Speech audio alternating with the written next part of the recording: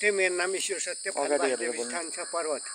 धनीले 100%मा 1% कार्य गरे पनि उसैलाई सम्मान हुन्छ, तर एउटा गरिबले 100मा 101% महान कार्य र वरिष्ठ काम गरे पनि उसको पद र सम्मान विभूषण गिनेस बुकमा र सूचित गरी राखिँदैन।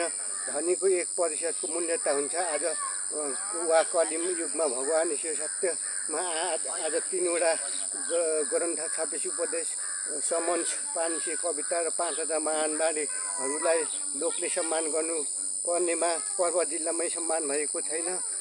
यहाँ 1% कार्य गर्नेको मात्र सम्मान छ।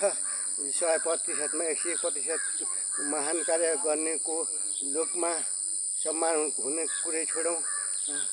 म ईश्वर सत्य फलवासदेव स्थान छ पर्वत। प्लिज यदि